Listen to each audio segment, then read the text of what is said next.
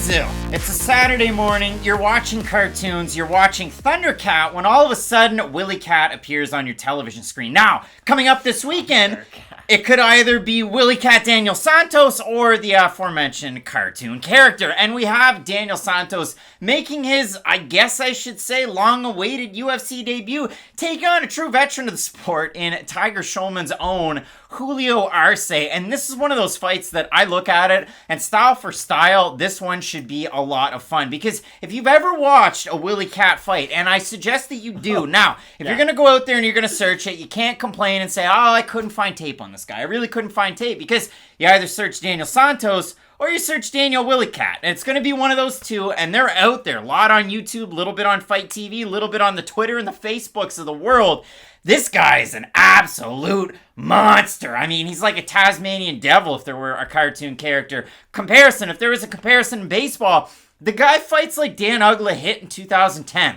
All forearms, all power, and all very tight and compact and enclosed. And the craziest part about Daniel Santos is this guy, of his 10 wins, 3 of them just throwing that spinning stuff. Because I don't like to curse on the channel, you know, with the YouTubes and as it goes. But when you look at Daniel Santos, Matt, this guy is an absolute ball of fire. And he's either going to sink impressively in the UFC, or he will swim from, I don't know, like France to England in the English Channel. Going back and watching Willycat's regional fights is a lot like watching Zion in high school and in college. You almost can't believe the stuff that he's getting away with. It's like, wow, he's able to do this, and it's spinning back kicks to the body, spinning back fists. He does have a really unique style where he can be technical down the middle with a lot of his attacks, but he also can get wild. And when I say wild, you might think that there's a negative connotation with that, but there isn't. Like, wild in a positive way. There's sort of a sustained wildness to Santos' game that I really do appreciate. But like you said, anytime we do have these prospects who have this eye-catching talent,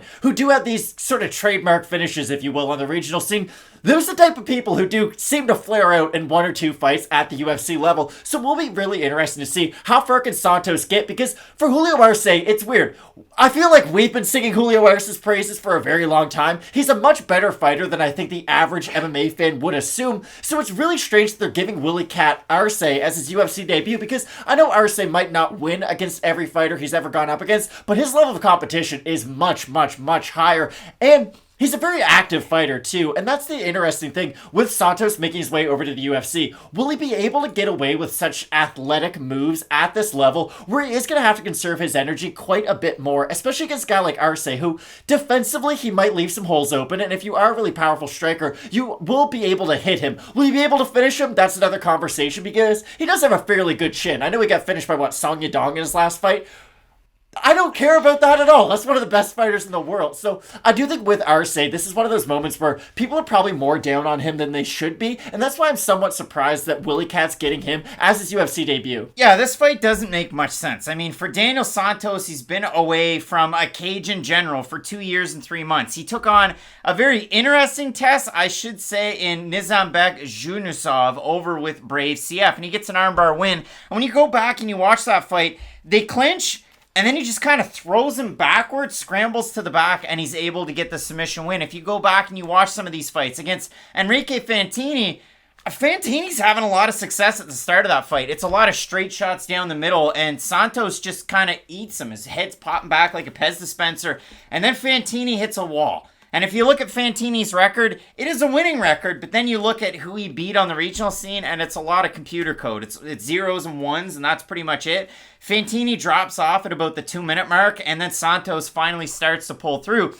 Craziest part about it is he has one of those spinning body kicks or spinning back kicks to the body, and it's his heel that hits the liver from tight proximity too. Like, he doesn't really do it with a ton of flair. He does it with a ton of speed, and it's very, very effective. And when you look at Daniel Santos, he comes out of Shoot the Box Diego Lima. You see it in a lot of the pictures. Charles Oliveira, you've got Thomas Almeida. Great gym down there. You've got Alain Nascimento that looks bigger than all of those guys, which is kind of crazy. He's got a fight that was just booked, but I look at this, and I look at all of the fights. I mean, Santos has decent takedown defense. Again, you can go back and watch his fights with either ACA or ACB. The fight against Astamirov was one of those ones that was kind of close, because when it was standing, Santos is winning the fight, but he gets taken down quite a bit in that fight. The one thing that I did actually like out of it was he gets taken down, and as soon as he's down, he's trying to work his way back to the fence, work his way back up to his feet, and 9 times out of 10, he doesn't just get ground out on the mat.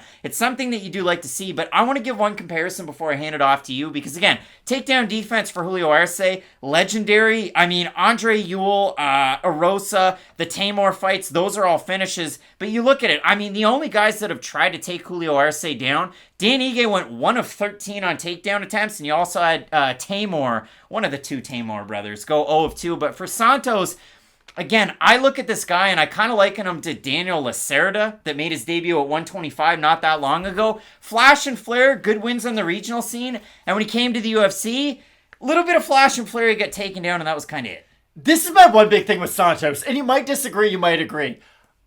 I don't have a good read on him because it's been 2 years since he's fought. Like, yes, I like a lot of the film, and I like a lot of the tape that I have watched. But when you do go back and watch a lot of his grappling exchanges, they are from fights 3 and 4 years ago, and that really does matter. So there's a version out there where we see a similar version of Santos this weekend walk into the octagon, but there's also a world where he is a much improved fighter since the last few times that we've seen him, because he is only 27, and that's been a big point as of lately that we really like to bring up. The UFC's been sort of not minor leagueifying the UFC, but we both like baseball, Craig. We understand how the world works. We're bringing in a lot of replacement players over 30. In baseball, if you're not really good, a team's not going to pay you any money because they can find somebody younger than you are, and they can pay that person as little as they really need to, and they can keep their overall payroll very low. The UFC does a similar thing sometimes with some of these fighters, and that's why we see some prospects, if you will, later on into their career. Santos still is a fairly young guy. I know he's 27. It might be a little bit older than some prospects,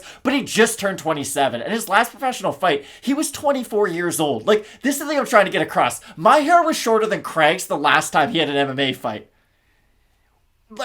I do think there's a world out there where Santos could be a much more improved version of himself, but it's going to be very difficult to say, wow, his first fight, he's ready to fight someone like Julio Arce, who at one point was in that like 15 to 20 range, and maybe he's fallen off a little bit from there. I do think speed-wise, he will have a little bit of trouble, especially on the feet, because with Arce, he is a phenomenal striker. He does have very, very nice technique, but the speed with some guys and get on the inside has always been a bit of an issue for him. Now, with Santos, he's someone who will fight at range quite a bit. And that's why I think this fight, on the feet, I could see it being very, very 50-50. I'm curious to see when Santos does decide to go for a takedown attempt. Because I do think that if this fight gets on the inside, if they do start to clinch a little bit, Santos does like to go for some of those like knee tap kind of trip takedowns on the inside. Like you said, Arce is not impossible to take down, but unless you have a very, very high-level wrestling background, it's going to be difficult to take someone like Arce down, who's just really good at digging for underhooks, and he's a very physical guy, especially at this weight class. If you look at it for Julio Arce, co-owner of Tiger Schulman's, I didn't know that. I read that in an article from the New York Post, and Scott Fontana,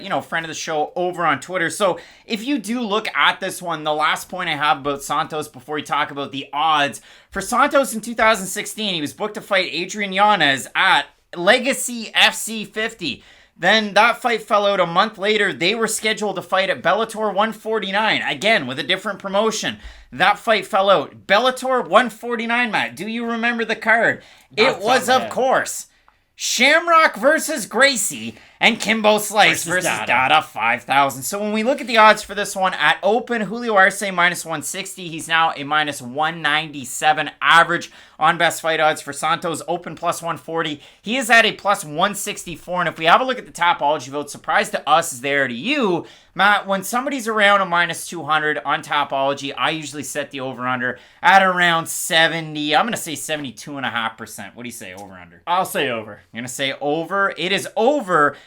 What is that? Oh my. 1,614 total votes. 81% Arce, 73% say by decision, 17% by knockout. For the 19% that have Santos, 43% by decision, 34% by knockouts. Matt, we talked a lot about Daniel Santos. We haven't talked a ton about Julio Arce, but again, if you look at it for Arce, bread and butter, really long combinations. Incredible kicks. A lot of power and very, very good kicks mixed in with great defensive wrestling. So I look at it for Arce, a lot of positives there. For Santos, definitely the speed, definitely has good power, definitely unorthodox takedowns, and very interesting jiu-jitsu. But when it comes to breaking this one down, again, a little bit of unknown from Santos as to the whereabouts in the last 2.5 years. And I should mention, He was booked to fight a couple of different times last year, and it's really important to note the two names that he was booked against: Timur Valiev and then Marcelo Rojo. Not scrubs by any means. No, one of them's had a bad run in the UFC. But still, even Rojo, it's not an easy fight to go against him. You're going to eat some big shots. We're going to learn quite a bit about you, I'd say. That much is true, and sometimes Rojo will say negative things in an Instagram post about Deiveson Figueiredo. But when it comes to this fight, Matt, and we look at this one, I have Julio Arce in this, but in terms of confidence on the overall card,